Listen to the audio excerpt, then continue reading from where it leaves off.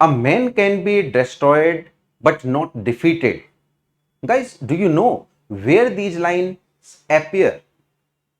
If the answer is no, just listen. Actually, these lines appear in one of the greatest work by Ernest Hemingway. You know what is the name of the work? It is The Old Man and the Sea.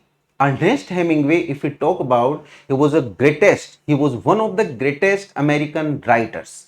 So guys, he was a great novelist. Let us see some of the more questions like this from the drama and its forms. तो शुरू करते हैं बच्चों अपने यहाँ पे work को और देखते हैं सबसे पहला question. The excess of phlegm makes a man excessively. तो यहाँ पे बेसिकली हम किसकी बात कर रहे हैं? We are talking about the four fluids that make the temperament of a character.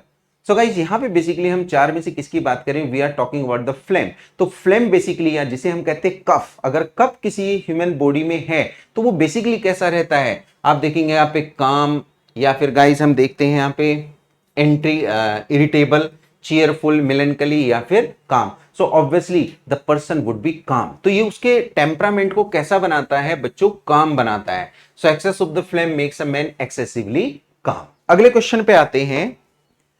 हमारा क्वेश्चन है whom does Ben Jonson ridicule in his play the Poetaster. Guys मैं आपको बता दूं ये जो वर्क है आपका the Poetaster, actually it was written just to ridicule some of his critics at that time whom he says the inferior poets। मतलब कुछ के साथ में जैसे मार्स्टन है and some others are there, उनके साथ में उनका बेसिकली क्वेरल था and just because of that he is going to ridicule them. So guys कैसे रिडिकल करते हैं हम देखते हैं। यहाँ पे आंसर बनेगा हमारा C, the inferior poets of his day. और बेसिकली मैं बता दूं पोएटेस्टर अगर हम देखें तो इस वर्ड का बेसिकली लिटरल मीनिंग ही क्या जाता है? एक इंफीरियर पोएट से। तो poetaster means an inferior poet. अगले क्वेश्चन पे आते हैं गाइस यहाँ पे। In which comedy of Ben Jonson Bobadil appears as a character। So हम यहां पे बात कर रहे हैं गाइस बोबाडिल की, वेरी इंपॉर्टेंट कैरेक्टर। ये बेसिकली किस वर्क में? Every man is humour, every man out of his humour, alchemist और बच्चों वॉल्फ ऑन द फॉक्स। तो ये पहला वर्क है every man and his humour, जिसमें बेसिकली हम देखें तो शेक्सपियर ऑल्सो एक्टेड, शेक्सपियर ने इस वर्क में एक्ट किया था। So one of the what should we say a finest comedy क्या है हमारी? Every man and his humour. इसी में बोबाडिल अपीयर होता है। नेक्स्ट क्वेश्चन की बात करते हैं guys, Mosca as an important character in Ben Jonson. तो मोस्का अगर हम देखें एज अ कैरेक्टर, ये गाइस किसमें आता है? वॉल्पोन द फॉक्स में। ये भी एक कॉमेडी है। सो वॉल्पोन और द फॉक्स बहुत बार पूछा गया वर्क है, कई बार इसकी डेफिनेशन पूछी जाती है, सब्जेक्ट मैटर पूछा जाता है and also other things. So Mosca as a character appears here in this work। Next question की बात करते हैं, who is the author of sword ho. Guys मैं बता दूं ये बेसिकली एक कंबाइंड वर्क है जिसमें जॉर्ज चैपमैन है, Ben Jonson and one more writer Marston is there. But basically हम यहाँ पे किसको देखेंगे? Main part was written by George Chapman. तो आंसर हमारा क्या बनेगा? यहाँ जॉर्ज चैपमैन होगा। Next question, Dryden's All for Love is based on. Guys मैं बताऊं आपको तो ड्राइडन ने अपने टाइम में यानी कि रेस्टोरेशन पीरियड में बेसिकली क्या लिखा था? All for love. ये बेसिकली कहानी किस पे बेस्ड थी? Antony and Cleopatra. बट सबसे बड़ी बात यहां पे क्या आ जाती है? एंटनी एंड क्लियोपात्रा अगर हम देखें was written by Shakespeare, it was a tragedy.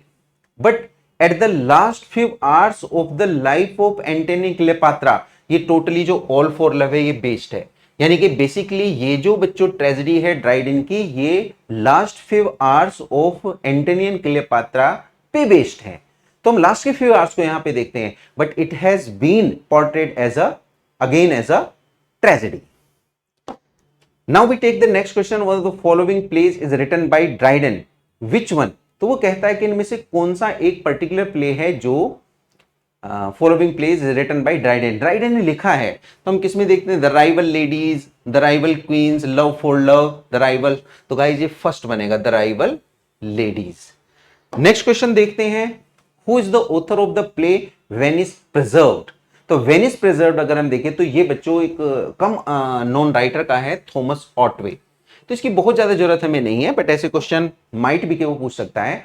Which of the next question की बात करते हैं, which of the following plays is written by William Congreve. Important writer.